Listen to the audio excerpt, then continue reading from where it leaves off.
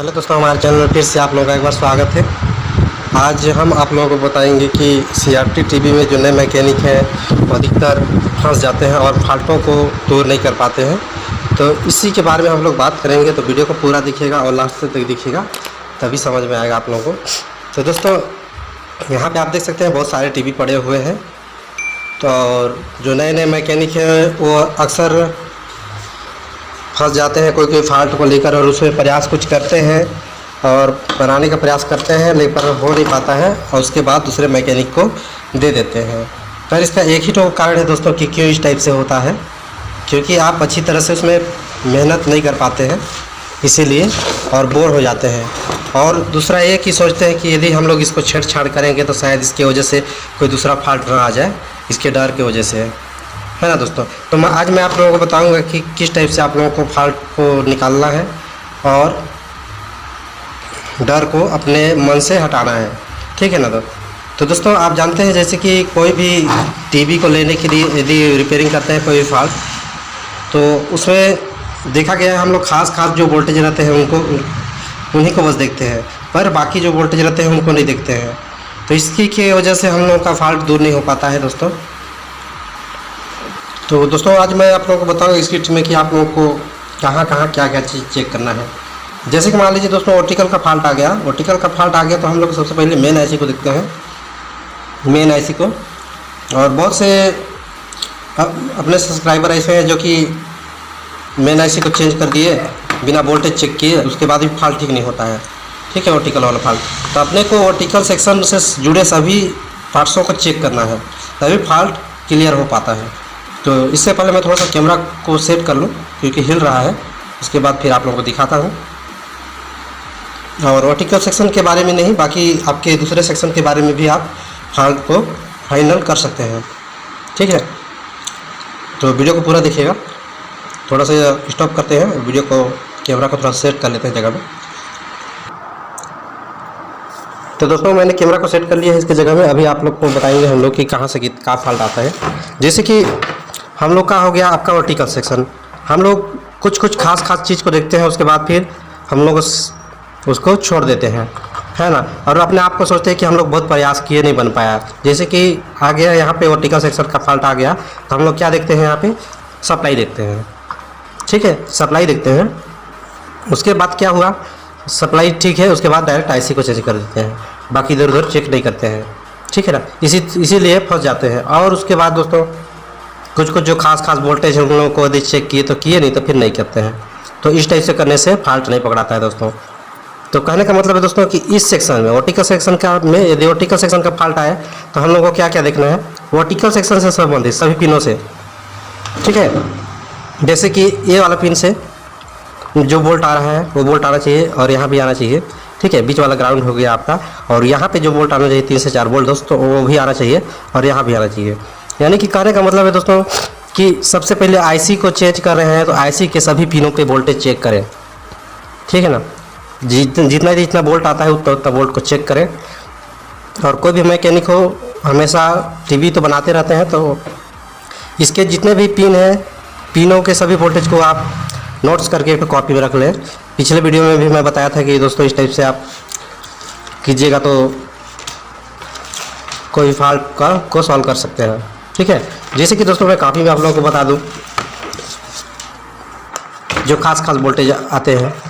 तो यहाँ पे दोस्तों, चलिए यहीं पे दिखा देते हैं। तो 1 नंबर पिन, आईसी का 1 नंबर पिन में कितना वोल्ट आ रहा है, ठीक है। 2 में कितना आ रहा है, 3 में कितना आ रहा है, 4 में कितना आ रहा है, ऐसे इसी तरह से लेके आप लोग को 7 पिन का वोल्टेज नोट करके रख लेना है वर्टिकल सेक्शन में, ठीक है।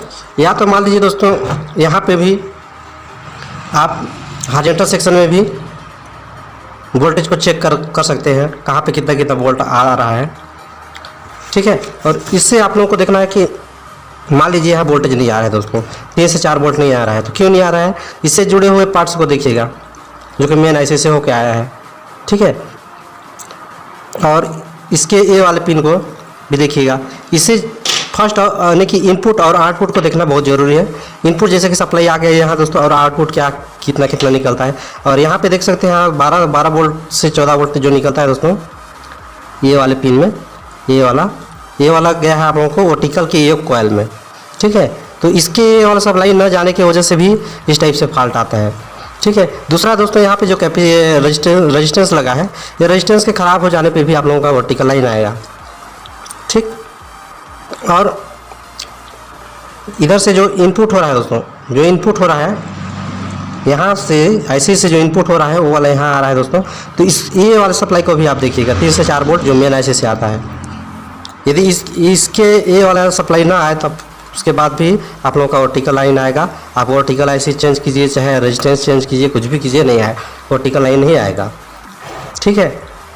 तो ये हो गया। कहने का मतलब है दोस्तों कि कोई भी सेक्शन को यदि आप रिपेयरिंग करते हैं तो उस सेक्शन में जुड़े सभी पार्ट्सों को अच्छी तरह से चेक करना है। वर्टिकल IC में को चेक कर रहे हैं तो इसके सभी पिनों को वर्क करना चाहिए, सभी पिन काम करना चाहिए, तभी आपका फॉल्ट दूर हो पाएगा, ठीक है। और यहाँ पे दोस्तों ये हो गया आपका जो 7 पिन है, 7 पिन का आप कॉपी में नोट्स बना के रख लीजिए कि कहाँ पे कितना वोल्ट आ रहा है, उसको नोट्स बना के रख लीजिए। और बाकी दोस्तों जब भी हम लोग मान लीजिए परेशान हो जाते हैं और बनाते बनाते जब थक जाते हैं और इस टाइप से होता है कि भाई फॉल्ट नहीं मिल रहा है तो दूसरे मैकेनिक को दिखाया जाए, इस टाइप से नौबत आता है, तो उसमें कुछ ज़्यादा ही फॉल्ट नहीं रहता है दोस्तों, छोटा मोटा ही फॉल्ट रहता है। क्योंकि हम लोग जो बड़े बड़े पार्ट्स रहते हैं उनको चेक करते हैं, छोटे पार्ट्स को हम लोग चेक नहीं करते हैं, इसीलिए इस टाइप से दिक्कत आता है दोस्तों। तो बारीकी से चेक कीजिएगा, छोटे छोटे पार्ट्सों को में विशेष ध्यान दीजिएगा, ठीक है। बड़े पार्ट्स को तो आप कर लिए, उसके बाद छोटे पार्ट्सों को देखिएगा। छोटे पार्ट्स जैसे कि यहाँ पे हो गया रेजिस्टेंस वगैरह हो गया, रेजिस्टेंस का ही अधिकतर फॉल्ट आता है जबकि हम लोग नहीं पकड़ पाते हैं। या तो आपका कैपेसिटर हो गया, छोटे छोटे जो कैपेसिटर लगे रहते हैं यहाँ पे, उनके वजह से होता है इस टाइप से फॉल्ट। और हम लोग जब फॉल्ट को नहीं पकड़ पाते हैं तो फिर बोलते हैं कि बहुत बड़ा फॉल्ट है और बन नहीं पा रहा है। तो इस टाइप से नौबत आए तो छोटे छोटे पार्ट्सों को भी ध्यान से देखें दोस्तों, अधिकतर छोटे पार्ट्सों की वजह से होता है इस टाइप से फॉल्ट, ठीक है। और यहाँ पे दोस्तों जैसे कि यहाँ पे हम लोग नोट करके रख लिए, ठीक उसी प्रकार दोस्तों यहाँ पे अपने को वोल्टेज जो चालू स्थिति है वहाँ का वोल्टेज को नोट्स करके रख लेना है कि कहाँ से कहाँ तक कितना वोल्टेज आता है, कौन सा पिन में कितना वोल्टेज आता है, ठीक है। और मान लीजिए यहाँ पे हीटर का सप्लाई दोस्तों निकल रहा है, हीटर का सप्लाई मान लीजिए निकल रहा है यहाँ से, तो यहाँ से यहाँ लेके और यहाँ से यहाँ रेजिस्टेंस लगा के, तो यहाँ पे हम लोग का AC वोल्ट जो मिलता है वो बेसी ये वाला पिन जो डायरेक्ट बेस में जाता है, ठीक है। बेस तक के पिन में जहाँ लास्ट हुआ है वहाँ तक देखना है कि हीटर जल रहा है कि नहीं जल रहा है, तभी पता चल पाएगा। सप्लाई वहाँ तक पूरा बेस में पहुँचना चाहिए तभी जलता है, ठीक है। यानी कि तभी जल पाएगा हीटर का सप्लाई अच्छी तरह से मिलेगा तभी जलेगा, ठीक है। 180 वोल्ट का है दोस्तों, जो कि 180 वोल्ट यहाँ से निकलता है।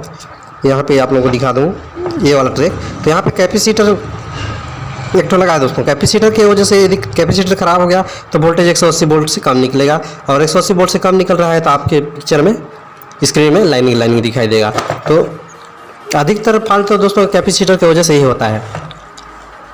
मान लीजिए 50% फॉल्ट CRT टीवी में कैपेसिटर की वजह से ही होता है, या तो उससे ज़्यादा भी होता है, और दूसरा आपका रेजिस्टेंस के वजह से होता है। तो आज मैं आप लोगों को बता देता हूं दोस्तों कि कोई भी सेक्शन को यदि चेक कर रहे हैं, चाहे कोई भी डिवाइस हो, मान लीजिए आपका टीवी हो गया और कोई दूसरा भी हो गया, तो आपको क्या किस टाइप से चेक करना है।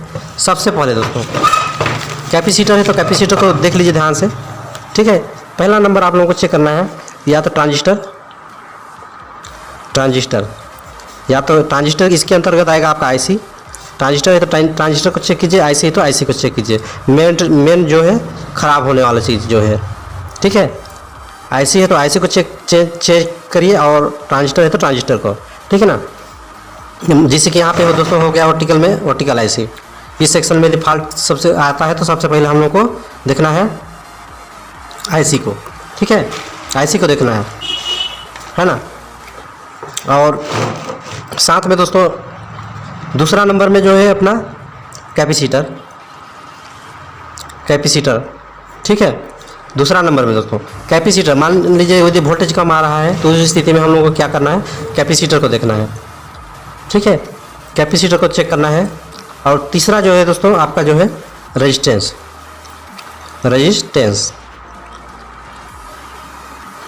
ठीक। तीसरा जो है रेजिस्टेंस। अब मान लीजिए दोस्तों ये 3 ही फॉल्ट ऐसे हैं जो कि जिसकी वजह से टीवी में कोई भी प्रॉब्लम आता है ना। अधिकतर देखा गया है 3 ही तो, या तो फिर आईसी ख़राब होगा, ट्रांजिस्टर ख़राब होगा, या तो कैपेसिटर ख़राब होगा, या तो फिर रेजिस्टेंस ख़राब होगा। ये मात्र 3 ही तो पार्ट्स ऐसे हैं जिनकी वजह से दुनिया भर का फॉल्ट आता है। ठीक है, बाई चांस दोस्तों आ गया कभी कभी, वो है जीनर डायोड। जीनर डायोड, और जीनर डायोड दोस्तों अधिकतर शॉर्टिंग होता है ना, ध्यान दीजिएगा, अधिकतर शॉर्टिंग होता है। शॉर्टिंग होने की वजह से जो सप्लाई होता है उसको ड्रॉप कर देता है ना। तो उस सेक्शन में या तो उस सप्लाई में ड्रॉप कर रहा है सप्लाई और जीनर लगे हैं, तो जीनर को शॉर्टिंग के लिए ज़रूर चेक करें। और ये इसीलिए ही लगाया जाता है दोस्तों कि मान लीजिए कोई दिक्कत आ गया उस सेक्शन में या तो उस सप्लाई में, तो ये शॉर्ट हो जाता है और आगे की ओर नुकसान नहीं पहुंचने देता है। ठीक है, और क्या आता है इसमें, कैपेसिटर हो गया, ट्रांजिस्टर हो गया, आईसी हो गया, कैपेसिटर हो गया, रेजिस्टेंस हो गया, जीनर हो गया। और दोस्तों यहाँ पे जो डायोड लगे हैं सभी से यहाँ 4 मुख्य रूप से डायोड जो लगे हैं दोस्तों, ये सभी सप्लाई के लिए हैं, है ना। ये तो पता ही है। सप्लाई के बाद दोस्तों कोई भी यदि डाउट लगता हो आप लोगों को तो सप्लाई में, तो वहाँ के जो कैपेसिटर है उनको ज़रूर से ज़रूर चेक करके देखें, है ना।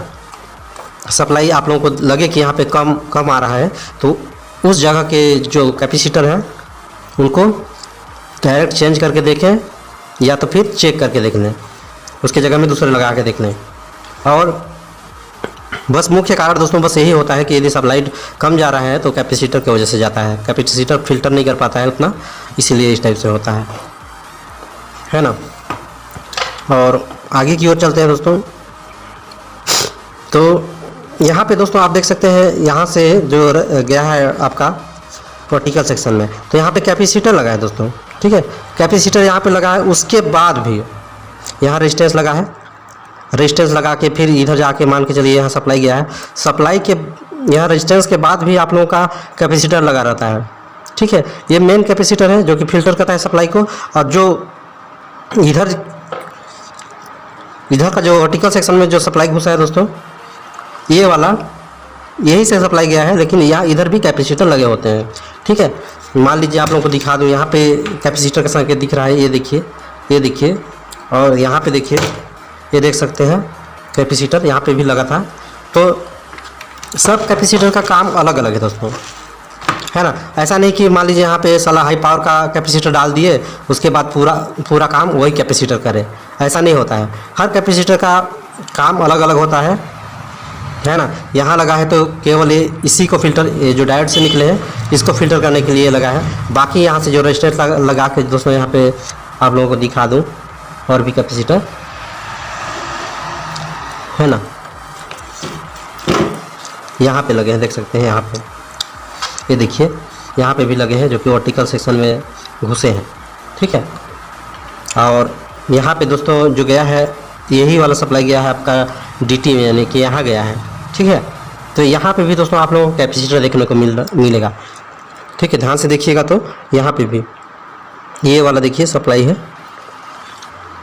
ये यहाँ से। ठीक है, आप लोगों को दिखाने का प्रयास करते हैं। यहाँ से दोस्तों डीटी में जो गया है, रेजिस्टेंस इसका निकाल दिया गया है ना। तो दूसरे किट में आप लोगों को दिखाता हूँ, ये भी एक ठो है। तो यहाँ डीटी ये वाला सप्लाई देख सकते हैं दोस्तों, यहाँ ये वाला सप्लाई। ठीक है, यहाँ पर भी कैपेसिटर लगा है जो कि आप देख सकते हैं यहाँ पे था, है ना। तो इसका काम भी अलग है दोस्तों, ऐसा नहीं कि मान लीजिए सप्लाई वाले में लगा है तो इसका काम भी वही है, इसका काम अलग है। ठीक है, और ये इसका सप्लाई देख सकते हैं, यहाँ से होकर यहाँ रेजिस्टेंस लगा था, यहाँ से यहाँ रेजिस्टेंस लगा, उसके बाद फिर यहाँ पे आप लोगों का कैपेसिटर लगा। ठीक है, ये कैपेसिटर इसलिए लगाया गया है दोस्तों क्योंकि इधर से जो क्या बोलते हैं पल्स जो निकलता है, मान लीजिए ये 1 से 1.5 वोल्ट के आसपास, वो डायरेक्ट यहाँ आता है। ठीक है, यहाँ आने के बाद कुछ मिक्स हो के दोस्तों यहाँ आता है, और यहाँ आने के बाद यहाँ आ जाता है। ठीक है, इधर से सप्लाई जा रहा है। ठीक है, सप्लाई जाने के बाद, और इसी में दोस्तों, इसी में आपका ये भी जो यहाँ से सिग्नल आ रहा है दोस्तों, मेन ऐसे से जो सिग्नल आ रहा है वो भी मिक्स होके यहाँ पे आ गया है, ठीक है, इसी सप्लाई में मिक्स कर दिया है। उसके बाद दोस्तों मिक्स करने के बाद उसको ये इसको दे देता है, ठीक है, इसके सेकेंडरी सिरे को दिया। उसके बाद इसको मिलता है वही वाला पल्स जो सिग्नल जो 1 से 1.5 वोल्ट का आता है। तब फिर ये जाके आपका EST बनाता है, ठीक है ना, एक्स्ट्रा हाई ट्रांसफार्मर इसको बोला जाता है। तब ये काम करता है। और यहाँ का जो कैपेसिटर लगा है दोस्तों, उसका इधर वाला जो कैपेसिटर है, मान लीजिए यहाँ मेन कैपेसिटर है, इससे कोई मतलब नहीं है दोस्तों, है ना, इससे कोई मतलब नहीं है। जबकि ये सप्लाई में निकला है, सप्लाई वर्टिकल सप्लाई में गया है। और वर्टिकल सप्लाई में जाने के बाद दोस्तों ये भी यही सप्लाई डायरेक्ट आपका यहाँ आ गया, ठीक है, ये देखिए ये वाला पिन में, और यहाँ से यहाँ रेजिस्टेंस लगा के, ठीक है दोस्तों, यहाँ से यहाँ, और यहाँ आप लोगों का कैपेसिटर लगा था। ये दिखा देता हूँ,